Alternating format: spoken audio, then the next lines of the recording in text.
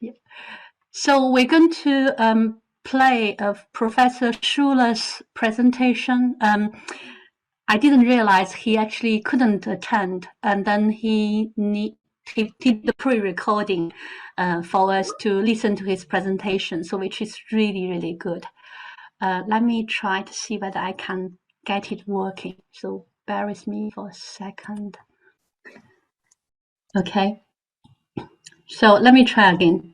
Artificial intelligence to make computer hear better and kind of motivate this with the use cases of health intelligence and brilliant. Thank you very much. Thank you for your help. Audio analysis, but of course there's much more to that than these two use cases. They're just here to exemplify.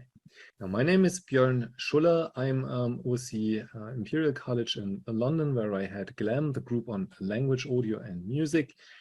So we're dealing massively with audio. And then I'm also at the University of Augsburg in Germany, where we apply this to health. So I'm the chair of embedded intelligence for healthcare and well-being there. I'm also a CSO and co-founding CEO of Audeering, an audio engineering company based in Germany. But without much further ado, let's get right into this. And maybe the most motivating and pressurizing event in the last months was COVID-19, in particular, if you think of health use cases, of course. And we had the ambition to provide a solution first in the world to provide audio analysis to recognize and diagnose COVID-19. If you think of all the rapid testing that evolved later on, that's quite a burden for the environment. The plastic waste of children at school did this every day, and so many people do testing every day. So already being able to avoid this rapid testing with plastic as saving the environment, but of course we will see direct use cases for environmental monitoring. So yeah, back to this. This was a good use case to show what we can do. It was a challenge for the computer audition field and community. And in the wild is really holding here because it was a real life challenge. We just couldn't come up with something that doesn't really fly and really work. So the idea was clear, recognize COVID-19 from the voice. It's a respiratory disease. It should have some impact, and you can also recognize it from coughing or sneezing was the idea, and the community, and we have been heavily working on this. But in the end, now we reached some 80+%, 85% maybe from 70,000 test persons. This seems to work. But what does work really mean? We have been writing papers about 7 grains of salt to be taken if you claim such results. Beyond that, you have to make sure that you're not just recognizing disease versus non-disease. There's a lot more if you're thinking of health use cases. And we've been putting these together under the motto, hear earlier, attentively, and responsibly for health, so hear health. And that means that we want to do source separation, representation learning, and modeling earlier by data efficiency, computing efficiency, and information fusion, potentially also with other modalities. Attentively, sorry, in the gist of personalization, coping with drifting targets, autonomy, and responsibly, of course, is also a very important aspect: privacy, explainability, ethics, fairness. Such that we have the audio as an input and as an output, some explainable, well understandable, trustable, dependable outcome that can be made use of. So beyond just looking after COVID-19 diagnosis, we have been targeting many use cases for health and audio. They're summarized here by groups, but I'm rather giving you world prevalence estimates here for things we have been working on from audio, including neurodevelopmental disorders like Fragile X syndrome, head and neck cancer, multiple sclerosis, Rett syndrome, Parkinson's, cardiovascular disease, epilepsy, autism, many more. Depression is a big one. Alzheimer's, so also neurodegenerative disorders, bipolar. We heard about COVID-19, and then finally osteoarthritis, so hearing if you have problems with your kneecaps.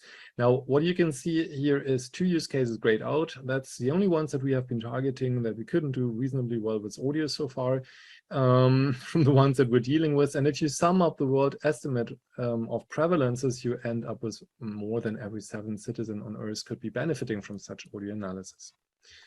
for health. So moving us to the second use case of saving the environment, we've been putting together in a similar fashion an overview on what could be done with audio and computer audition to save the environment or to help save the environment. We have been comparing this with other modalities, visual measures, other physical sensors, chemical sensors, and the human, and found actually quite huge potential for audio in terms of data throughput, covered area, info richness, machine learning models that are ready to be used, costs, and the pollution that has been caused with this. Given that audio covers a wide range and with few sensors, so this is actually quite a promising use case. Now, we have been putting together use cases like grouping them by the 4 elements plus ether, and showing that you can monitor in the air, area life, meteorological phenomena, and many other things. When it comes to Earth, you can, of course, monitor from the acoustics, environmental changes, animal populations, human animal protection, plant bioacoustics, and many more. Water, monitoring melting ice, floods, water supply, maritime life, animal habitat and population. And fire here, a bit of symbolic for the industrialization, but also fire itself, monitoring acoustically wildfires, structures, noises, machines. So a lot that can be done. Now in the center under ESA, you see again some of these aspects we have been seeing for health, generalization and robustness, data, resources, efficiency, and very important again, of course, trustability. So from that, we can do all these kinds of monitoring of noises, pollution, but also animal life with audio. And we have been repeatedly featuring both of these aspects in challenges, for example, at Interspeech or ACM Multimedia in the Compare Challenge series. Getting reasonably well results also here, for example, for monitoring of primates, for orcas, including in actual wildlife in Costa Rica with colleagues from Imperial College. Now I want to share with you a vision for moving computer audition one notch up or one level up, because that's ultimately what we will be needing if we want to go out there with serious applications, health monitoring, wildlife monitoring demands, of course, dependable computer audition that is really ready for the wild. And the vision that we're sharing here is to have a largely autonomous computer audition in terms of learning about audio, which attributes much more complex states and traits to audio events than we have done so far.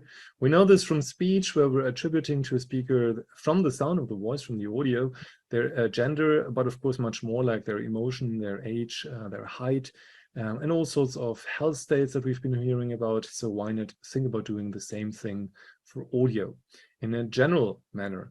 First of all, what we need to do there is decompose the audio. So we need to go from source separation and audio diarization. So not only who has been speaking when as in speaker diarization, but which sound source is active when, and denoising into some interpretation.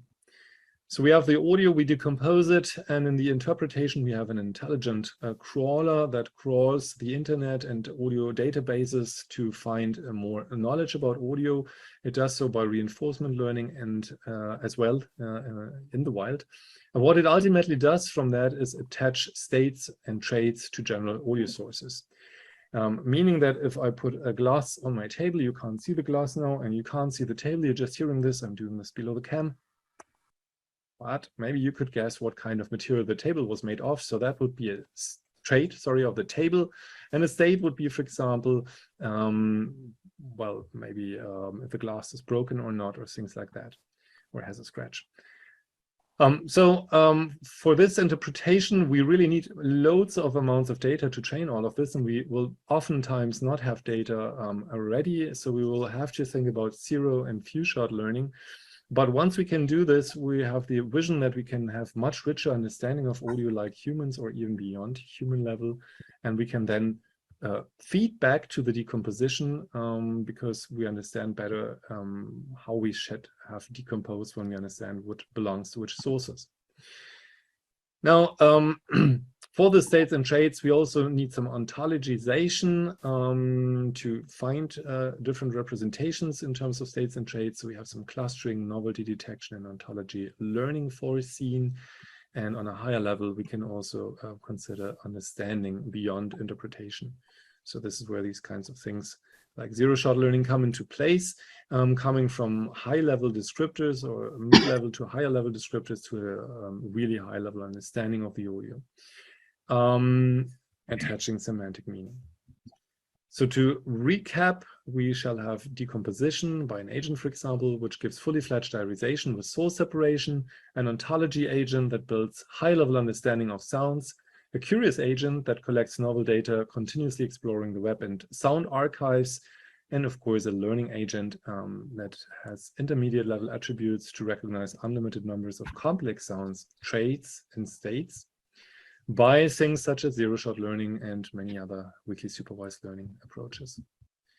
Now, speaking about the ontologies, I just wanted to sketch this a little bit more clearly, giving an example. So you have a sound source, and the ontology could be things like, is it a living source, an environmental sound source, a mechanical?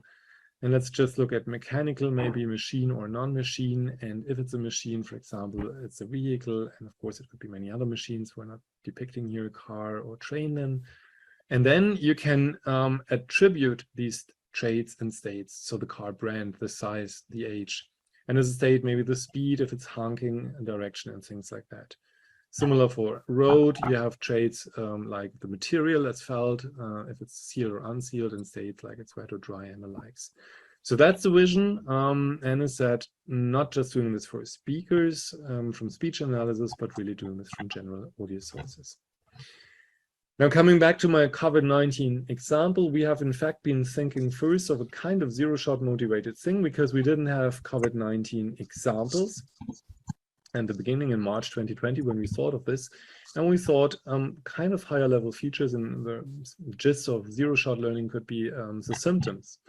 We already had recognition of breathing ready, things like a blocked nose, coughing, sneezing, pain recognition from audio, fatigue and tiredness recognition, eating behavior recognition from audio. So a lot of these symptoms, and then you know from magazines these tables that have been there where you see depending on the severity or degree of the symptoms, you can differentiate between COVID-19, influenza, and potentially other things. So that is kind of the zero-shot idea. You don't have any audio example, but you can describe what it should sound like. And for this, we need higher level audio attributes.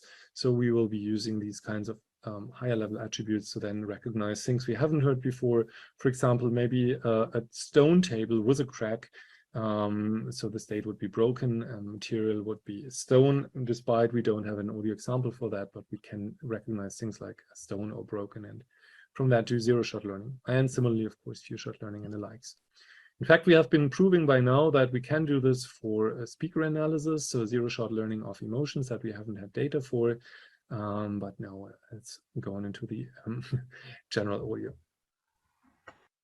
Now, of course, we can do things like augmentation to come up with more examples too. Augmentation has been becoming quite popular in the audio domain recently, surprisingly late after augmentation being a long time a standard in the vision domain.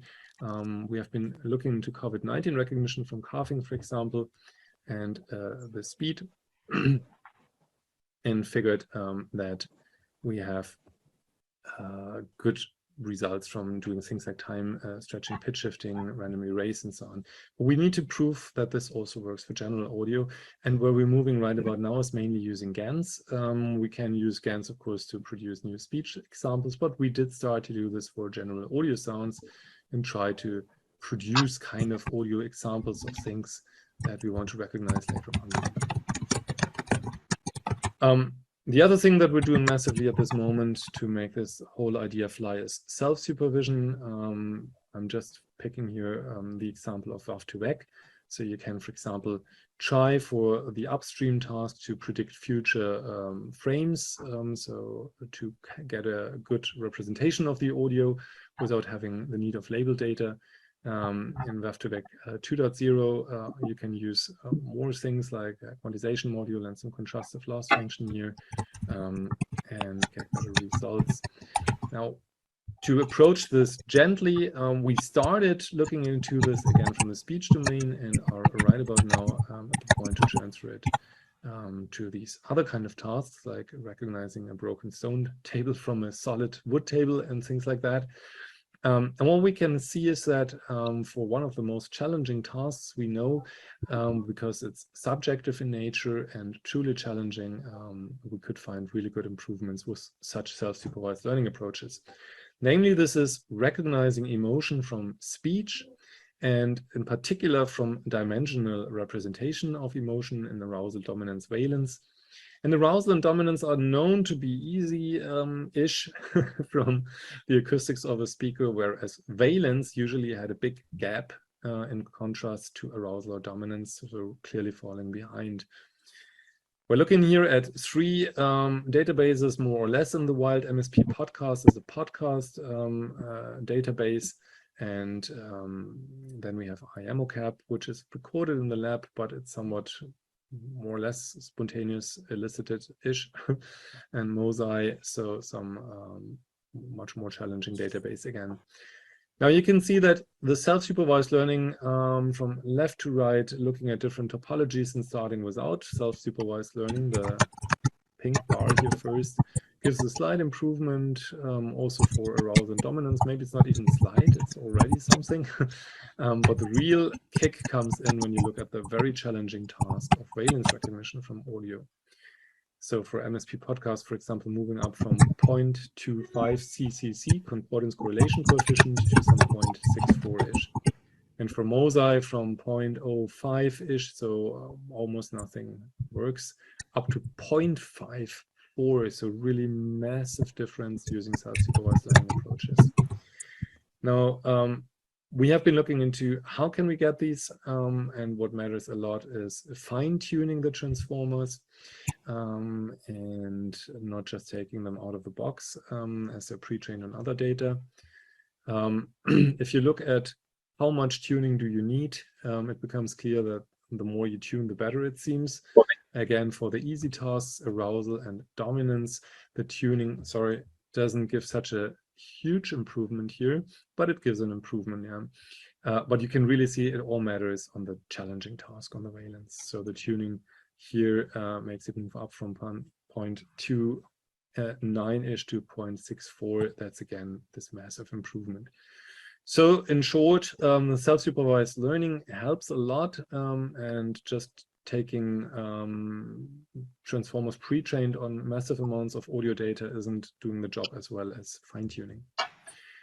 Now, we were very curious why this works so well, and the first explanation was a little bit of a downturning view, because we realized that it's mostly coming from that transformer is modeling linguistics. And we did so by synthesizing on purpose emotionally, acoustically neutral phrases, but using the most positive and negative words we found in these databases. And then the transformer recognized, despite it being neutral, very well positive or negative valence. So it becomes clear that it's actually also encoding linguistics, meaning long-term context. And yet we have to see now if this is also useful, and we assume it sure is in our general audio use case. Now, I've been already mentioning that we're doing a couple of challenges and test ourselves as a community, what we can do. I just wanted to mention the ongoing ones. Just now in October, few days from now, it's the actual final presentation, so it's not open for competition any longer, but you can see the results at ACM Multimedia. We have two challenges in parallel. As a grand challenge, compare the computational paralinguistics challenge, where we deal mostly with speech, but also non-speech events, and the Muse challenge, where we look into things like humor recognition and other sentiment related things. We also have the ICML expressive vocalizations and workshop and competition held this year. That's already passed, but you can still look into the results. But also soon to be presented is the key effective vocal bursts workshop and challenge, looking into vocal bursts and their emotional flavoring. Yeah, finally, there is an open special issue in the health domain if you're interested in general and health stuff. So from this, I wanted to give a bit of an outlook. Where are we going with all this? And first of all, I've been showing you a rich state and trait attribution to general audio. So going from emotion, height, age, gender, and speech to doing the same for general audio sources. But the vision is also to do this in a holistic processing manner, holistic in many ways. Holistic on the one hand side, to really holistically modeling the audio, so not looking at isolating the speech and just looking into the speech or isolating some whatever musical instrument. But first of all, we really take the audio as a whole, and then we break it down on these sources, but we model the audio holistically. Holistic means also here that we do it neuroholistic from beginning to end. So our vision is that we have a path from beginning to end through pre-processing, representation, and decision-making commonly optimized. To do all this, we need to be very efficient, learning from few examples, like the mentioned zero-shot, few-shot learning, and integrating synthesis, like augmentation, also by GANs, VAEs, and other things. And I've mentioned we have new demands beyond performance, so the whole idea of trustability, ethics, and so on, of course, weighs heavy in. With that, I would like to thank you very much, and yeah, hope I could get you enthusiastic about this vision on computer audition, where it should go.